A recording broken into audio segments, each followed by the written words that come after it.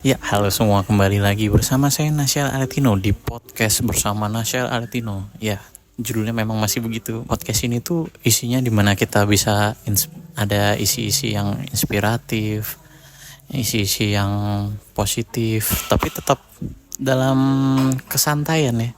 Nggak gitu yang tegang, nggak yang harus kayak gimana. Nah, di sini sekarang saya mau kenalin nih. Saya udah bersama narasumber kita yang paling cantik di dunia. Ya nggak apa-apa lah, muji-muji dikit mah. Ya, boleh perkenalin dirinya siapa dan sebagai apa? Kalau di sini kan ya temanya sebagai seorang pejuang gitu, seorang pejuang yang dalam hidupnya fight lah pokoknya. Jadi boleh diperkenalkan ya dirinya siapa? Oke, halo semuanya. Aku Cynthia Agustin. Aku ya nggak apa-apa kan? Aku dilabelin sebagai pejuang hidup dan dinotis dan menjadi narasumber di podcast saat ini. Iya, terima kasih. Cukup perkenalan yang singkat, padat aja. Jadi pertama-tama nggak akan sopan tanpa kita nanya kabar dong. Gimana nih kabarnya Kak Cynthia ya? Boleh dipanggil atau gimana? Panggilannya ada panggilan? Cynthia aja. Kak Cynthia aja. Ini gimana kabarnya? Ini mungkin katanya kan baru pulang dari kerja ya, katanya langsung nyempetin ke sini ya. Aduh, makasih banget Kak Cynthia, orang sibuk gini bisa nyempetin. Gimana sok kabarnya? Ya, kabarnya baik walaupun kesini kejebak hujan, tapi ya kita nikmatin aja ya. Yang penting pekerjaannya beres. Wih, syukur deh. Kerjaannya yang penting beres ya. Udah datang ke sini juga. Gimana Kak? Kakak ini kan sebagai pejuang, dimana yang di sini tuh udah yang kita ketahui ya, itu kakak itu kan udah bekerja dari sejak umur yang dini ya, bisa dibilang maksudnya udah mulai berjuang untuk hidup, gimana mempertahankan kehidupan sehari-hari. Kakak dimana harus bekerja dan ini itu gimana, kakak boleh ceritain nggak gimana perjuangannya gitu? Karena kan mungkin aku sendiri gitu sebagai seorang mahasiswa yang belum begitu pernah gitu merasakan gimana dunia kerja, gimana lika-likunya kehidupan atau gimana. Boleh Kak diceritain kalau tentang yang kehidupan kakak, singkat aja nggak apa-apa. Dari mana nih? Dari awal banget, dari sekolah atau dari mana? Saat berjuang gimana memperjuangkan diri sendiri kan. Oke, kalau boleh long story shortnya, jadi aku tuh awalnya mulai karir dan kerja tuh dari SMA. Kebetulan emang waktu itu iseng nulis sesuatu di aplikasi dan ternyata dilirik oleh penerbit dan akhirnya saya menulis dan mendapat kontrak dan diterbitkan bukunya, dan dari buku itu saya dapat royalti yang cukup oke untuk anak pelajar SMA gitu. Jadi dari situ udah mulai suka uang, dan saat itu mau masuk kuliah tuh masih bingung mau jurusan apa karena kayak gak yakin suka akademik gitu. Lalu ya udah deh mau coba kerja aja dulu gitu, walaupun nggak tahu nih dasarnya apa gitu ya. Orang-orang kuliah gitu, aku kerja aja. Kebetulan pas lagi masuk ke dunia kerja, COVID udah mulai ada tuh, jadi makin jauh pikiran ke kuliah tuh gitu. Terus kalau kerjaan pertama aku itu kerjanya sebagai ngerantis banget dari awal, dari ya udah yang penting kerja aja dulu, dari jadi storekeeper. Jadi dia itu dari toko baby. Jadi kayak semacam SPG gitu sih. Kayak ada pelanggan datang, kita datang mau beli apa, ini produknya ini itu gitu. Mungkin nggak bertahan lama sih karena lumayan capek juga, karena kerjanya saat itu tuh 12 jam. Dan untuk pertama kali banget anak SMA, iya, 12. Istirahatnya berapa lama itu? Istirahat kayaknya setengah jam deh. Setengah jam. Jadi kayak 11,5 jam itu isinya. Iya. Lalu libur pun gak minggu, libur pun diganti untuk rolling. Dan kalau minggu pun izin karena ya setengah hari bisa lah izin kalau misalnya buat ibadah atau lain-lainnya. Jadi cukup berat, tapi dari situ jadi kayak mupuk, oh kerja tuh emang sekeras ini, oh emang walaupun kaget tapi jadi pembuka, oh tahu deh kerja kayak gini, udah jadi nggak perlu mental lemah lagi ke depannya gitu. Jadi lanjut aku tuh banding setir ke bagian wedding organizer, karena di situ tuh benar-benar anak-anak muda semua. Di situ tuh sebenarnya kerjanya as admin, tapi adminnya itu ngerangkap datang ke semua eventnya kan biasanya Sabtu Minggu ya, wedding atau Seventeen atau apapun gitu. Nah di situ udah mulai nih explore. Jadi pas awal tuh apa ya, admin sebagai kantor cuma sendiri, tapi tetap sebagai weekend isi terus acara gitu. Jadi kayak nge-record dokumentasi aja sih. Oh minggu ini tuh di WO ini ada weddingnya nih, ada weddingnya 3 atau berapa gitu diliput gitu sih. Dan itu bertahan sekitar ya setengah tahunan sebelum Covid ada. Wedding shock tuh tutup semua, intimate gak bisa tuh, belum intimate bener-bener close. Terus akhirnya pindahlah ke bidang foto video. Nah foto video ini kan foto video apa ya, timeless lah. Jadi kayak mau ada Covid mau enggak, orang tetap aja foto, tetap aja private gitu ya, atau saling gitu, tetap intimate, keluarga, family session. Iya. Fotografinya tuh bukan cuman cuman apa misalkan wedding aja, atau mungkin untuk photoshoot yang buat keluarga atau gitu. Ini semuanya dirangkap. Rangkap semuanya ada. Oh, jadi bisa dong kakaknya jadi basic foto. Nah, ini lucunya tuh aku awal nggak punya basic sama sekali foto atau editing atau apa. Jadi benar-benar awal benar-benar dari nol, cuman modal nekat dan pengen belajar aja. Dan akhirnya udah belajarnya otodidak, YouTube atau enggak ya iseng-iseng coba sendiri, terjun sendiri, buka Lightroom, Illustrator gitu sampai Premiere, edit itu benar-benar sebagai cuma lulusan SMA gitu. Kita explore aja gitu, walaupun ya mungkin terbatas, gak sepro orang yang benar-benar kursus atau mungkin udah kuliah gitu ya, kuliah perfilman atau kayak di kafe gitu. Tapi ya udah dicoba aja gitu. Setelahnya sih mulai explore lagi, mulai coba ke kantoran. Ada satu kantor pabrik gitu, cuman jadinya marketing. Terus tapi dari marketing itu aku belajar banyak, dari marketing, akunting, desain juga, itu semua dicoba. Lalu next pindah lagi, coba ke agensi. Lagi zaman-zaman Gen Z ini kan agensi ya. Lagi terkenal nih ya, kan, dan agensi ya sekarang. nyobain WFH kan enak tuh, WFH di rumah ini. Jadi pengalaman kantor pernah, WFH pernah gitu. Setelah udah WFH, lanjut kemana lagi? Oh setelah WFH ngantor lagi. Ngantor tapi semi agensi. Jadi dia tuh kayak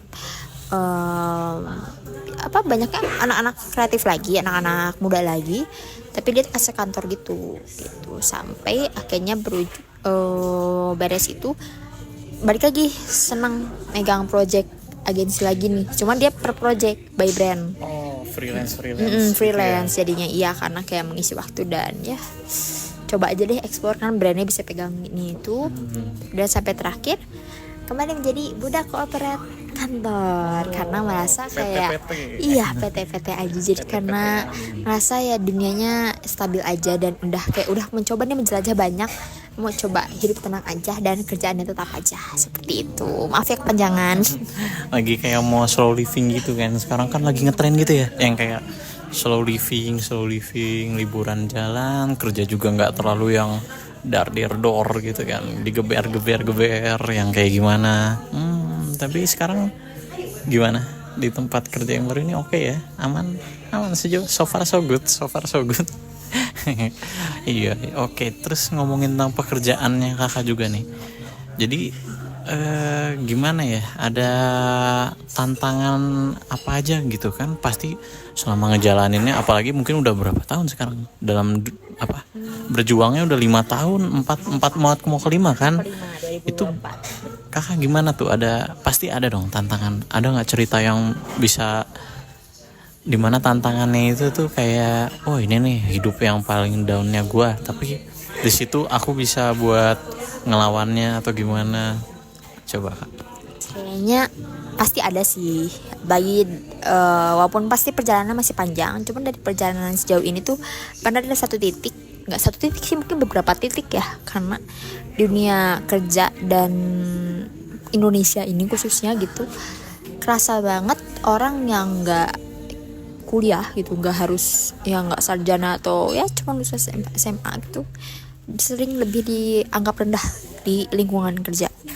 Mau pengalamannya sekeren apapun, udah sekuat apapun tuh lebih jago gitu, tapi nggak bisa tutup pungkiri gitu kalau ya di Indonesia ini, khusus Indonesia sih ya, nggak tahu ya kalau luar negeri, kayak kerasa banget sih kalau itu dipandang rendah. Itu sih titik yang sulit dan kayak gimana ya, susah untuk jatuh bangunnya. Cuman sampai buat terima sih kayak ya udah, kalau ngaku ya kena nggak apa-apa gitu, kenapa kan kita nyari mata pencarian aja gitu, kerja aja gitu. Di titik itu sih paling.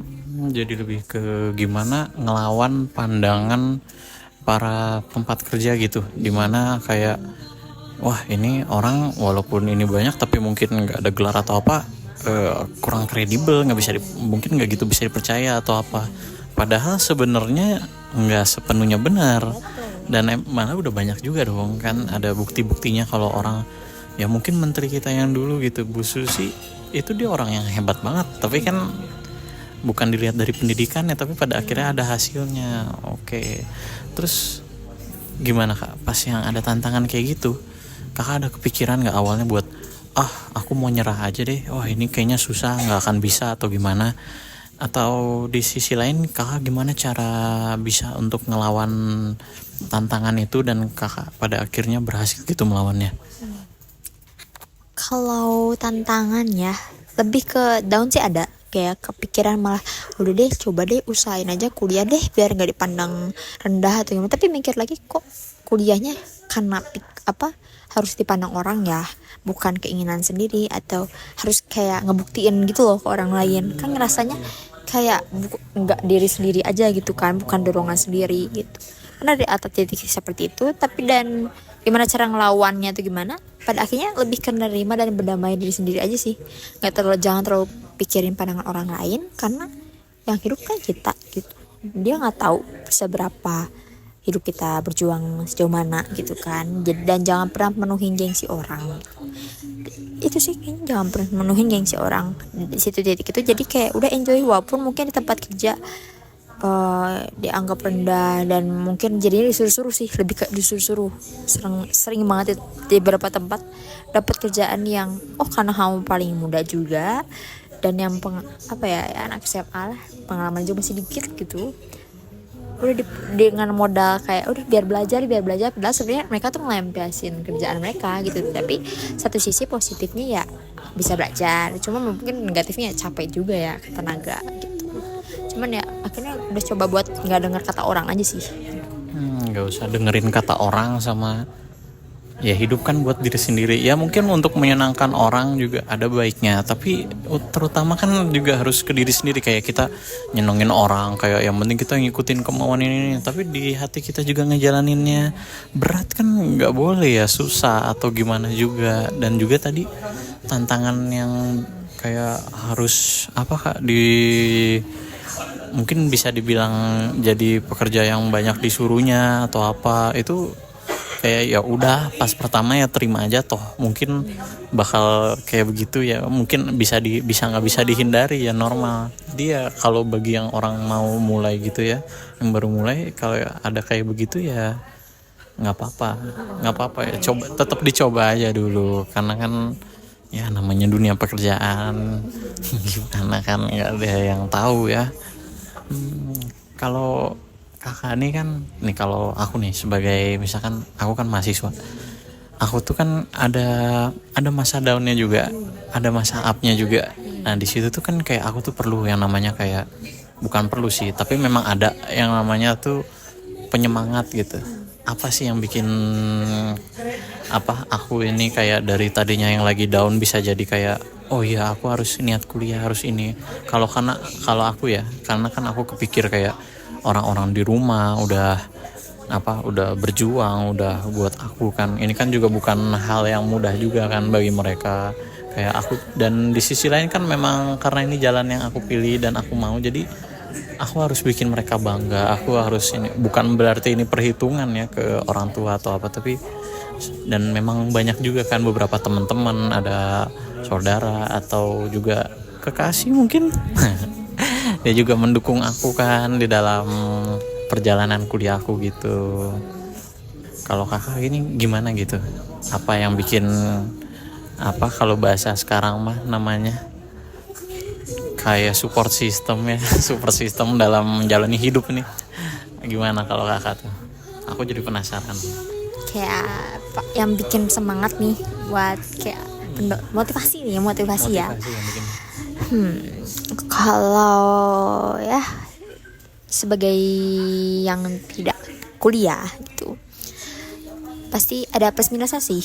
Orang yang udah langsung kerja, yang kayak udah dia kan udah punya jalan sendiri, punya gaji sendiri. Sedangkan yang satu sisi ada yang masih berjuang, masih kuliah, pengen cepet-cepet kerja. Tapi yang kerja pengen cepet-cepet pengen kuliah atau pengen balik kuliah karena ngerasa lebih mudah. Karena tugasnya mungkin hanya tugas UTS, skripsi lah beratnya gitu. Tapi kalau dunia kerja kan beda. Mungkin di situ sih dari point set gitu.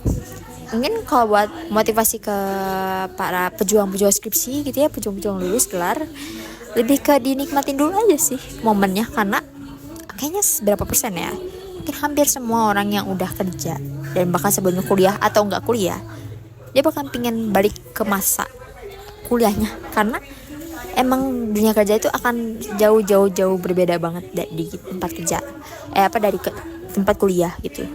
Atau misalnya dia emang kuliah sambil kerja, dia pasti kerasa gitu bedanya gitu. Jadi lebih ke motivasinya kayak udah enjoyin dulu, nikmatin dulu, dilewatin dulu, jangan nyerah dulu. Karena kalau nyerah pun sayang banget, jalannya masih sia-sia aja gitu. Udah start yang dari awalnya gitu. Wah, bukannya berarti maksa harus beresin juga. Kalau faktor-faktor lain juga tetap dipikirin, cuman lebih ke jangan pernah berhenti sih, nikmatin kayak masa sekolah. Kayak sekolah kan kita nggak mungkin tiba-tiba berhenti ya. Kalau kuliah mungkin yang berhentinya karena kepikiran gak ada biaya, karena lebih mahal dari sekolah dong, terus harus kerja juga ini itu. Tapi kalau ini pikirinnya sama mindset dengan seperti kita saat anak sekolah gitu, jangan main berhenti dan tetap maju aja sampai naik kelas, sampai lulus ganti semester. Tetap ini ya kayak tanggung jawab dari awal udah mau memulai harus bisa selesaiin. Oke. Oh ya sama ini kan, ini aku kan dengar. Jadi kan nanti kan aku nih bakal terjun lah bisa dibilang ke dunia kerja. Dan kan di mana tuh banyak gitu di sosial media, di mana kayak ngomongin sekarang mah yang bisa untuk dapat kerja tuh cuman orang yang punya koneksi, yang punya ada bantuan atau apa, yang memang benar-benar pure dari skillnya, memang dia bagus atau apa, tetap bakal susah nih buat masuk karena nggak bisa dilirik dulu di awal dari step pertama itu yang pas mau ngelamar. Tuh menurut kakak gimana sih? Kan aku ada ketakutan tersendiri juga nih yang kayak gini. Mungkin juga teman-teman juga ada mikir kayak gitu. Aku iya sih juga takut nih, gimana ya, kan banyak bakal kalah nih sama orang yang ini yang itu. Kalau berdasarkan pengalaman kakak tuh gimana nih? Kalau apalagi melihat riwayat kerja ya, aku udah banyak sih, cukup dibilang banyak di waktu yang singkat untuk pindah-pindah kerjaan dan bidang-bidang yang berbeda. Pasti sudah berapa kali interview dong. Jadi dari yang pertama takut geter tuh sampai ngerasa nggak cukup aja gitu di tempat, kayak kurang aja, kayaknya nggak cocok deh kerja di sini, sampai akhirnya udah pede aja dan pasti interview pasti keterima kontaknya gitu mikirnya. Mungkin tipsnya lebih ke pede dulu sih, karena walaupun emang masih nol riwayatnya, mungkin magang juga cuma sekali 2 kali gitu pas kuliah, lebih ke pede aja, kita punya value, tunjukin. CV-nya juga nggak dibuat-buat juga ya, sebenarnya CV itu ya ibaratnya cover aja, tapi pada gongnya tuh kan di interviewnya ya, gimana kita memperkenalkan diri sampai orang itu yakin gitu. Ibaratnya kalau PDKT pertama kali ketemu gitu, gimana sampai dia ngeklik gitu kan. Jadi kayak dibilang jelas nggak jelas sih, lebih ke kita tunjukin aja, tapi nggak show off juga ya, lebih ke ya tunjukin pede aja gitu ya. Dan pede aja gitu, di situ sih lebih ke pede. Mau berapa loker gitu coba aja semua, misalnya tapi ini bidangnya bukan gue atau apa, coba aja. Walaupun mungkin kerjanya kuliahnya mungkin komunikasi, tiba-tiba dia jadi akunting gitu, gimana gitu, coba aja. Selagi emang kebuka, jalannya akan kebuka sih. Jangan stuck kayak gue pengen komunikasi, gue bakalan kerja yang komunikasi aja deh, nggak mau buat di bidang lain. Jadi kan itu nutup diri ya, Jadi lebih ke explore aja dan beraniin aja. Emang selama kalau kita emang mau ke sana dan merasa bisa, ya udah coba dulu aja. Dan juga kalau pas ini nggak usah takut, kirimin aja. Mereka pada akhirnya kan mereka yang ngatur sendiri mau terima atau kita tinggal datang ya. Oh nih kalau kakak nih pas yang buat ngirim CV atau pas nyari kerja ada kejadian unik gak, kayak misalkan gimana lah telat interview atau misalkan salah info jadi datangnya gimana, atau pernah ada kejadian unik gak dari pas yang ngelamar kerja ini? Pernah banget. Ada satu tempat kerja jadi itu tuh sebenarnya taunya tuh dadakan, di lokernya tuh H-1, bahkan nggak H-1, malamnya baru taruh loker. Terus tiba-tiba apply, tapi dipanggil, dan panggil tuh besoknya banget. Terus kan kayak skeptis ya, kayak aduh ini benar gak ya, kok gak ada prosesnya atau gimana, atau mungkin dia jalur cepat atau gimana. Dan saat itu tuh karena emang cukup ada waktunya kosong untuk menganggur lah ya, ibaratnya menganggur, nggak lagi pegang kerjaan apapun, dan besoknya tuh kesiangan, itu benar kesiangan. Ya, terus kayak udah close dong, kayak udah lewat banget. Iya, datang langsung. Dia kayak dia interview jam 8, baru bangun jam 9. Itu udah kayak wow, gila di sini dia mau kerja kok gini ya. Maksudnya HRD pun mungkin ini orang aja udah pertama kali aja udah telat dong gini. Cuman kayak akhirnya jujur ngomong aja ke HRD-nya, halo kak, maaf ini sebelumnya, ini Cynthia yang melamar sebelumnya, jelasin aja nih kondisinya, walaupun nggak dibahas kesiangan gimana gitu ya, tapi kayak saya lewat dari jam temu lah, itu jujur aja dan minta maaf juga karena ketidakprofesionalan gini. Boleh lupa deh kata-kata jelasnya gimana, cuman kayak balik lagi keputusannya kepada HRD aja gitu, mungkin mau reschedule atau lain waktu atau bagaimana gitu. Ternyata oh ya kak, nggak apa-apa, kita tunggu aja. Ditunggu kok jadi wow, berasa iya di hari itu ditunggu, jadi kayak ya berarti harus datang dong, udah ditunggu gitu. Jadi cobain lah, siap-siap, karena kebetulan tempat interviewnya dekat. Terus kita datang interview, dan itu kayak persiapan gak ada apa gitu loh, karena kan mau nyiapin diri jawab apa kelebihan kekurangan itu udah di luar kepala lah gitu. Pas datang lancar aja, ngobrol aja sama interviewnya, bahkan ke CEO-nya ngobrol-ngobrol. Akhirnya udah oke, deal, dia serak gitu sama kitanya. Rata-rata gitu sih kayak interview tuh gongnya, jadi sampai dia serak dan dia akan pilih kita gitu. Kita pede kalau kita tuh akan dipilih. Lu nyesel deh perusahaan kalau nggak milih gue, kayak gitu ibaratnya. Mindset kayak gitu. Pede aja di situ, jadi nggak akan gemben, nggak akan yang kaku gimana. Iya saya punya ya nih, saya pernah di posisi kayak gitu. Jadi lebih ke pedenya aja gitu. Iya sih, kan aku juga jadi kayak dari dengar tadi tuh jadi dapat insight lah gimana dunia kerja itu, gimana ngelamar. Aku kan juga jadi ya nggak buta arah banget lah nanti, karena kan udah dikasih penjelasan sama kakak yang gimana sama. Tapi aku mau nanya juga nih, kalau menurut kakak sekarang udah berada di mana dalam fase perjuangan kehidupan ini? Apakah udah berada di tengah-tengah atau bahkan ini baru mulai? Apakah udah mendekati akhir atau gimana? Dan apakah kakak seneng gitu, bangga kepada diri sendiri udah sampai di titik dimana kakak berada sekarang? Kalau dibilang bangga, jelas bangga banget dong sama diri sendiri, kayak melihat perjuangan yang dari awal banget bener-bener masih muka anak SMA gitu ya, sampai yang sekarang udah bisa coba ini itu brand, dan bahkan bisa sempat keluar kota juga gitu untuk kerja. Jelas bangga, tapi buat perjalanan sejauh mana mungkin akan ngerasa masih di awal sih, karena perjalanan pasti akan masih jauh, umur masih muda juga ya, bisa ekspor kemana-mana.